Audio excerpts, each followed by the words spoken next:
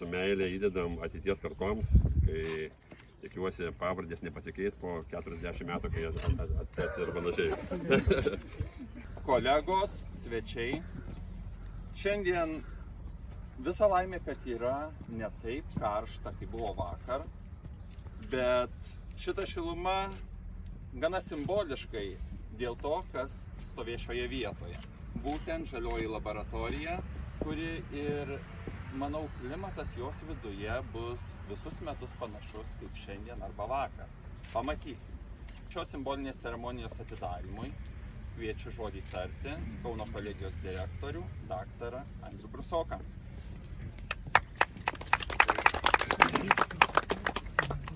Labas rytas, gerbiamas miesto merė, vicemerė, pavaduotojai, gerbiami rangovai, Kauno kolegijos bendruomenė.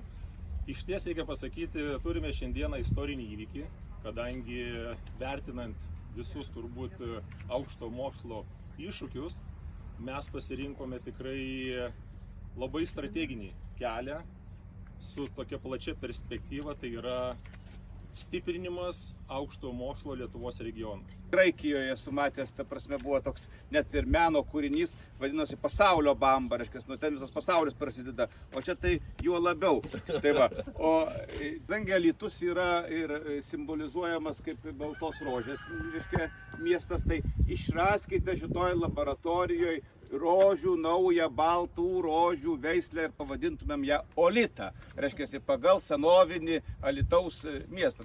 Melskime Dievo pagalbos, palaimos, tikrai pažadu į šitą vietą, kur čia pat senoji rotušė, čia pat Piliakalnis, čia pat Liudviko bažnyčia, ateiti su rožančium, pasimelsti, apeiti vis ratu, kad Dievulis saugotų ir padėtų. Teko studijuoti, po to daugybę metų dirbti šioje įstaigoje ir čia projektuoti stadioną.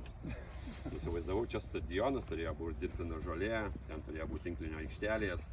Ir lygtai viskas buvo paruošta, tik tai nebespėjau pabaigti. Teko išeiti į kitą įstaigą darbuotis ir vadovauti miestui ir statyti kitus stadionus. Tačiau aš manau, kad aukštoji mokykla geriau žino, ko jiems reikia. Ar reikia stadionų, ar reikia mokslo laboratorijų, kurios padėtų auginti geresnius specialistus.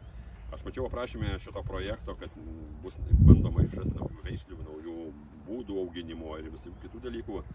Tai tikrai pasaulis stovi vietoje, pasaulis eina į priekį, pasaulis kuria naujas rūšis ir tikiu, kad čia atsiras žmonių, atsiras jaunų žmonių, kurie galės kurti, išmokti, o po to realiai gyvenime pritaikyti tas žinias realiam gyvenime.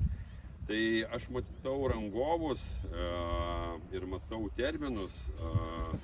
Man didelis iššūkis, kaip per 5 mėnesius galima tai pastatyti. Ir žinau, kad mes esam čia simboliniai vietoje prie šitos kapsulės. Tačiau dar yra viena vieta, mūsų buvusi kolegijos aktų salė, dabar universitetų laboratorijas. Ten irgi reikės per 5 mėnesius užbaigti.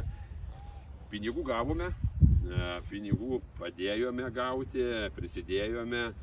Dabar beliko rangovams įsipareigoti ir pasirašyti krauju, kad tikrai čia po 9 mėnesių, po 5 mėnesių per mano sūnaus gimtadienį bus atidarimas ir galėsime turėti naują modernią laboratoriją.